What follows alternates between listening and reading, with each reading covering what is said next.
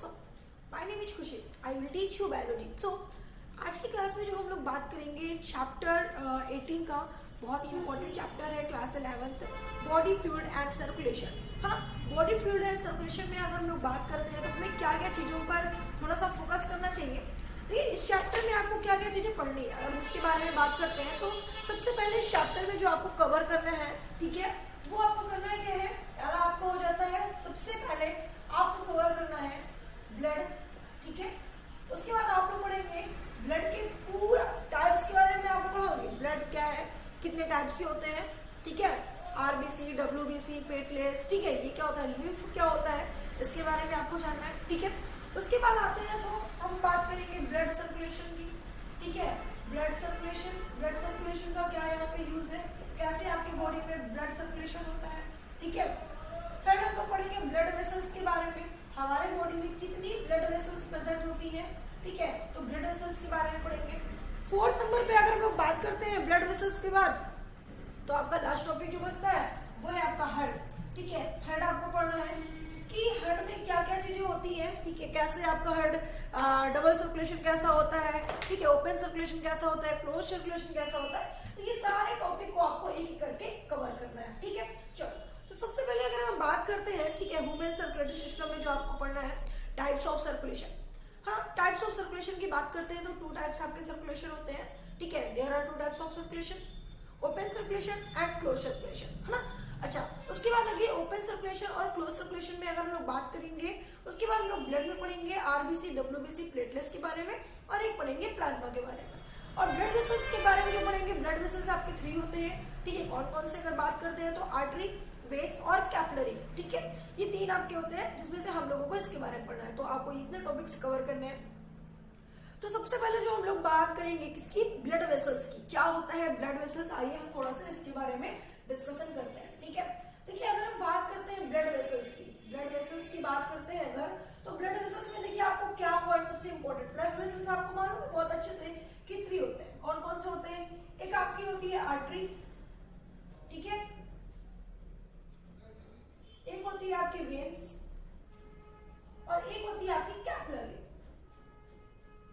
ठीक है, artery, veins और कैपिलरी, ये 3 होती है और ये सभी को मालूम है। चलो अब देखो अगर बात करते हैं इसमें, ठीक है, अगर हम लोग इसमें बात करते हैं आर्टरी क्या होती है, वेन्स क्या होती है, कैपिलरी क्या होती है, तो बहुत ध्यान समझिएगा। अगर ये पॉइंट आपको समझ में आ गया, समझ लेना कि आपको हार्ट का पूरा, मतलब हार्ट छोड़ो पूरा टॉपिक ही समझ में आ जाएगा। ब्लड वेसल्स बहुत इंपॉर्टेंट है हार्ट के लिए।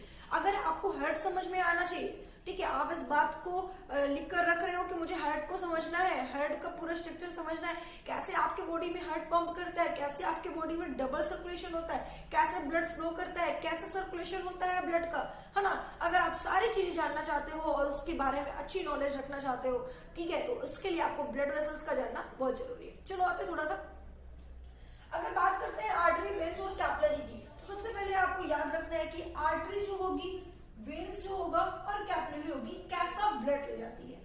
आर्टरी, वेन्स और कैपिलरी आपके बॉडी में कैसा ब्लड ले जाने का काम करेगी, तो आप याद रखिएगा आर्टरी जो होगी वो प्योर ब्लड ले जाएगी, ठीक है, प्योर ब्लड ले जाएगी।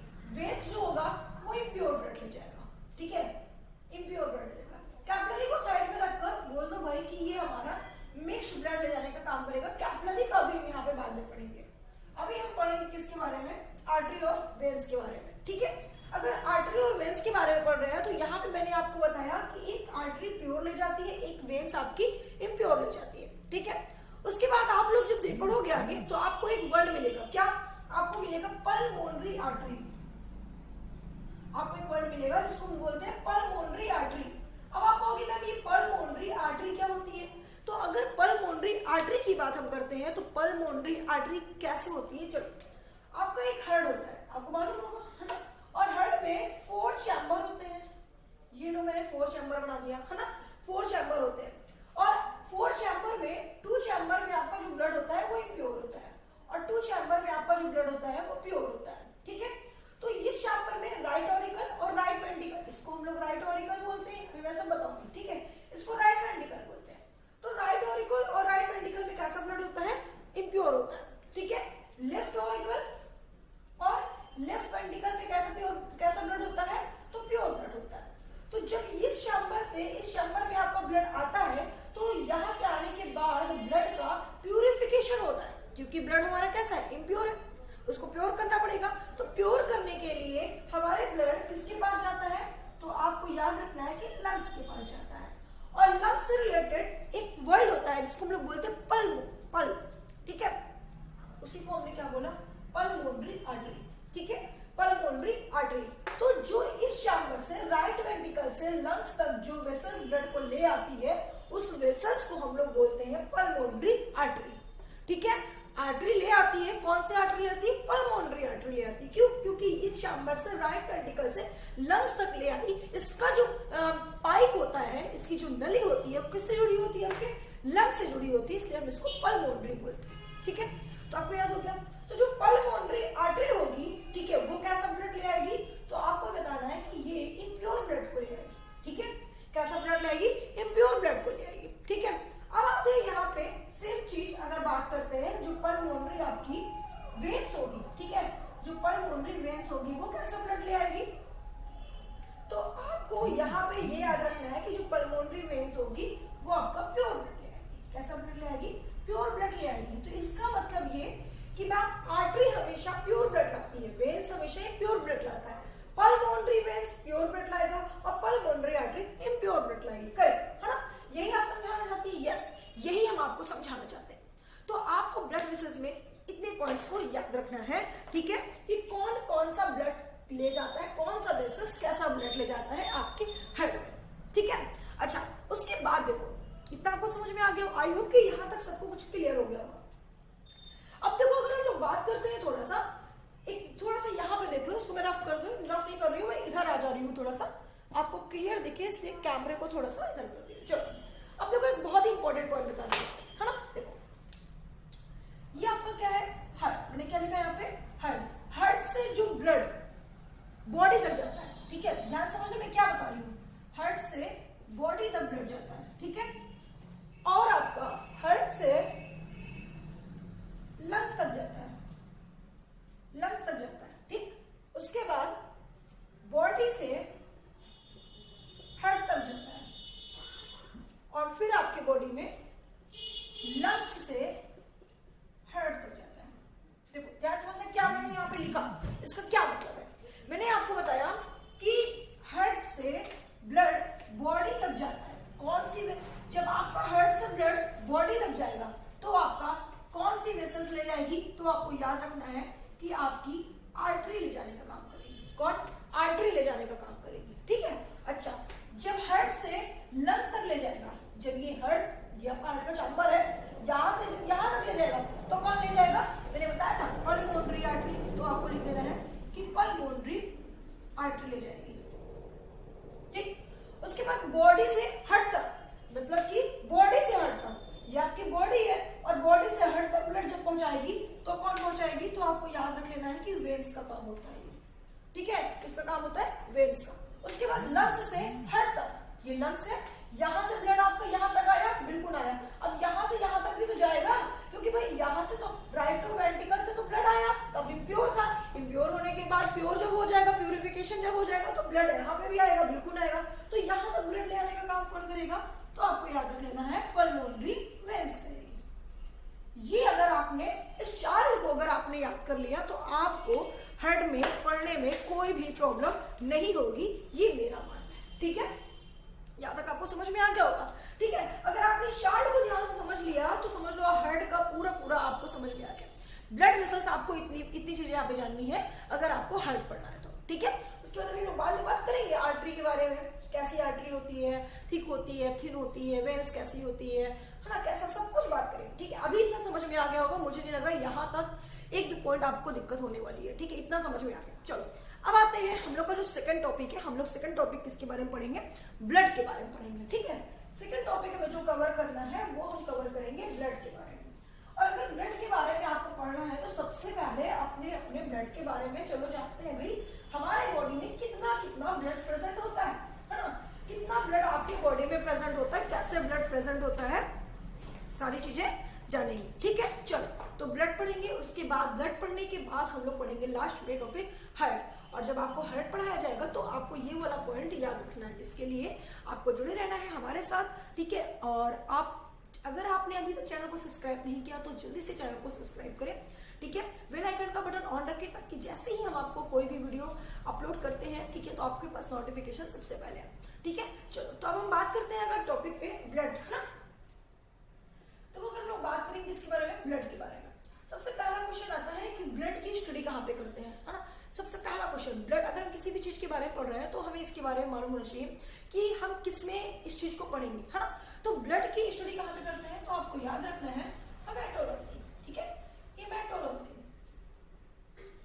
और अगर बात करते हैं जो ब्लड के डॉक्टर होते हैं उसे हम लोग क्या कहते हैं, तो आपको बताना है हेमेटोलॉजिस्ट, ठीक है। इनको हम लोग हेमेटोलॉजिस्ट बोलते हैं हेमेटोलॉजिस्ट के डॉक्टर, है ना। ब्लड के डॉक्टर है, स्पेशलिस्ट ब्लड के डॉक्टर हेमेटोलॉजिस्ट है, ठीक है। अगर हार्ट के डॉक्टर तो बोलते हैं कार्डियोलॉजिस्ट है, ये स्पेशलिस्ट कार्डियोलॉजिस्ट है, इन्होंने हार्ट के लिए स्पेशलिस्ट पढ़ाई की है, हाँ।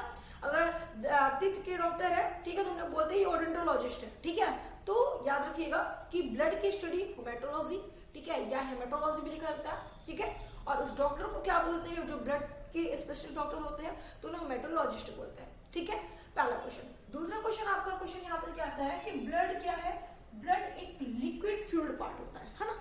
ब्लड ह्यूमन बॉडी का एक फ्लूइड पार्ट होता है जिसे हम लोग, ठीक है, जिसे हम लोग कई नामों से जानते हैं। जैसे हम लोग इसे, ठीक है, एक सबसे इंपॉर्टेंट नाम मैं आपको बता रही हूँ, इसको हम लोग कनेक्टिव टिश्यू के नाम से जानते हैं। Blood is connective tissue, blood को कनेक्टिव टिश्यू भी कहा गया, ठीक है। ब्लड को क्या बोलते हैं, कनेक्टिव टिश्यू भी कहते हैं। क्यों कनेक्टिव टिश्यू कहते हैं, तो कनेक्टिव टिश्यू इसलिए कहा गया है क्योंकि ब्लड भी हमारा क्या होता है, क्या करते हैं, आप जब कनेक्टिव टिश्यू पढ़ेंगे तो कनेक्टिव वाले टिश्यू में आपको पढ़ाया जाएगा ब्लड के बारे में। तो कनेक्टिव टिश्यू में आपको ब्लड के बारे में पढ़ना है, ठीक है, वो आपको वहां पे बताया जाएगा। तो आपको याद रखना है कि ब्लड एक कनेक्टिव टिश्यू भी है, एक कनेक्टिव टिश्यू का भी काम करती है आपका ब्लड, ठीक है। अच्छा, उसके बाद इसको बोलता है मेसोडर्मल ऑर्गन, ठीक है, मेसोडर्मल ऑर्गन या मेसोडर्मिस भी बोलते हैं, ठीक है, मेसोडर्मल ऑर्गन भी बोलते हैं इसे ब्लड को। क्यों, क्योंकि जो आपका ब्लड होता है इसका फॉर्मेशन कहाँ पे होता है, इसका फॉर्मेशन होता है बोन मैरो में, ठीक है। इसका फॉर्मेशन कहाँ पे होता है, बोन मैरो में होता है। अब जब इसका फॉर्मेशन बोन मैरो में होता है तो जो आपका बोन मैरो होता है वो कहाँ प्रेजेंट होता है, तो आपकी ये बोन है, क्या है भाई, बोन। बोन की 3 लेयर्स होती हैं, है ना। कौन कौन सी, एक होता है क्या, एक्टोडर्मिस, ठीक है, एक्टोडर्मिस, ठीक है। एक होता है आपका मेसोडर्मिस, ठीक है, मेसोडर्मिस। एक होता है आपका एंडोडर्मिस, एंडोडर्मिस, ठीक है। तो एक्टोडर्मिस और एंडोडर्मिस के बीच में जो मेसोडर्मिस होता है, यहाँ पे आपका क्या होता है, ब्लड का फॉर्मेशन होता है जिसे हम लोग बोन मैरो कहते हैं। तो इसका मतलब आपका बोन मैरो यहाँ पे प्रेजेंट होता है, ठीक है।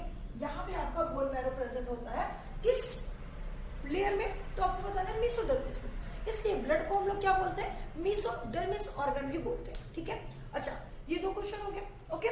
उसके बाद अगर बात करते हैं, इसको हम लोग वैस्कुलर टिश्यू भी बोलते हैं, ठीक है, वैस्कुलर टिश्यू भी बोलते हैं। ब्लड को एक और भी नाम पे याद रखना है कि ब्लड को आप पढ़ोगे वैस्कुलर टिश्यू में भी। इतनी चीजें मैंने आपको बताई, ठीक है। तो आप ब्लड को वैस्कुलर टिश्यू के नाम से भी जानते हो, कनेक्टिव टिश्यू के नाम से भी जानते हो, मेसोडर्मल ऑर्गन के नाम से भी आप इसे जानते हो, ठीक है। और ब्लड कैसा है, ब्लड लिक्विड फॉर्म में होता है। अच्छा, ये तो चलिए नॉर्मल हो गया, क्या क्या आप बोलते हो। अगर हम थोड़ा सा बात करते हैं ब्लड के बारे में तो आपको बहुत अच्छे से मालूम होगा कि ब्लड को हम लोग हिंदी में क्या बात करते हैं, रक्त बोलते हैं। इसको हम लोग रुधिर भी बोलते हैं और इसे हम लोग खून भी बोलते हैं, बिल्कुल बोलते हैं। तो आपको याद रखना है कि ब्लड को हम लोग कई नामों से जानते हैं, ठीक है।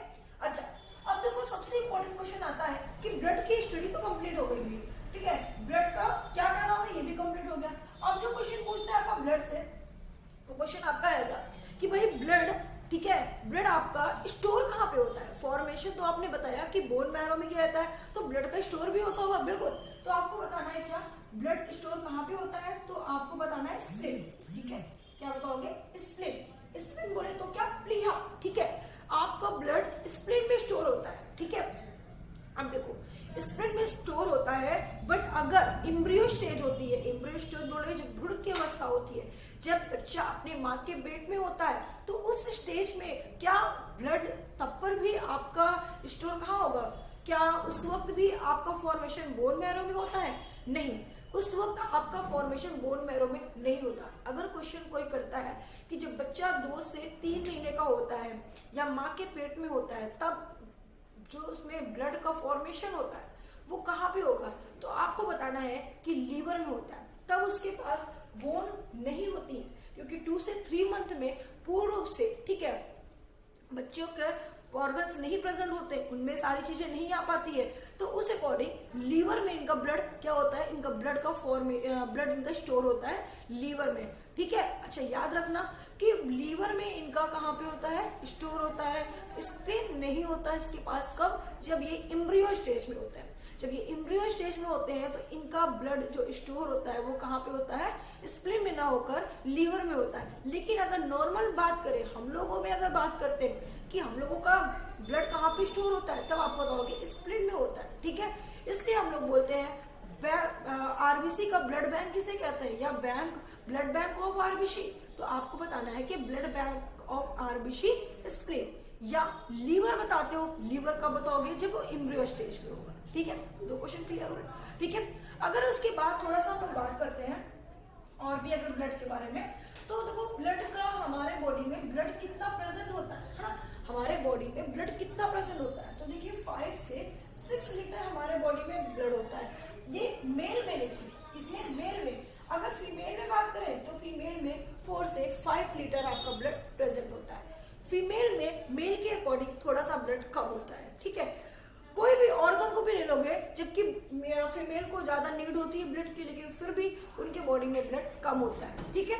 और मेल में ज्यादा होता है, चाहे वो कोई ऑर्गन हो या फिर कोई फ्लूइड पार्ट हो, ठीक है। अगर बात करते हैं मेल और फीमेल के डिफरेंट में, तो इसमें इनमें क्या होता है कि ज्यादा होगा बॉयज में और गर्ल्स में कम होता है, ठीक है। अच्छा, इतने पॉइंट तो समझ में आ गए भाई, ठीक है। अब देखो सबसे इंपॉर्टेंट बात ये आती है कि आपकी जो ब्लड होता है, ठीक है, आपका जो ब्लड होता है, ये तो मैंने नॉर्मल आपको बताया एक ब्लड के बारे में, ठीक है। ये बेसिक नॉलेज थी, इससे आपका अभी आप बिल्कुल पढ़े ही नहीं हो, ये समझ लो आपने कुछ नहीं पढ़ा ब्लड के बारे में, ये बेसिक थी जो मैंने 2 से 3 पॉइंट को आपको बताया, ठीक है। अच्छा, अब देखो आपको पढ़ना क्या है, आपको पढ़ना क्या है इसमें ब्लड में। ब्लड के बारे में जब आप पढ़ोगे तो ब्लड को 2 पार्ट्स में डिवाइड किया गया है, ठीक है। ब्लड को 2 पार्ट्स में डिवाइड किया गया है। एक आपका होता है क्या, प्लाज्मा, एक आपका होता है क्या प्लाज्मा, और एक होता है सेल। और इस सेल्स में आपको क्या क्या पढ़ना पड़ेगा, आरबीसी, डब्ल्यूबीसी और प्लेटलेट्स, आरबीसी, डब्ल्यूबीसी और प्लेटलेट्स, ठीक है। और आपको क्या पढ़ना पड़ेगा, प्लाज्मा, ठीक है। प्लाज्मा जो होता है आपके बॉडी में वो 55% होगा, ठीक है। और बचा आपका 45% में आपका क्या होगा, सेल, और सेल में क्या होगा, आरबीसी, डब्ल्यूबीसी, प्लेटलेट्स। तो इस तरीके से आपको पढ़ना पड़ेगा प्लाज्मा के बारे में, आरबीसी के बारे में, डब्ल्यूबीसी के बारे में, प्लेटलेट्स के बारे में, जो हम नेक्स्ट क्लास में बात करेंगे, ठीक है। एक एक करके आरबीसी क्या होता है, डब्ल्यूबीसी क्या होता है, प्लेटलेट्स क्या होता है, इसकी आपको फुल डिटेल्स दी जाएगी। अगर आपको वीडियो पसंद आई तो वीडियो को लाइक करिए, शेयर करिए, ठीक है। ये आपके लिए बहुत ही इंपॉर्टेंट है कि अभी तो मैंने जो बताया था बेसिक बताया, ठीक है। तो आगे ऐसे ही जुड़े रहिए हमारे खुशी टेक्निकल बायोलॉजी चैनल से, मैं आपको ऐसे ही वीडियो प्रोवाइड कराती रहूंगी। Okay, thank you.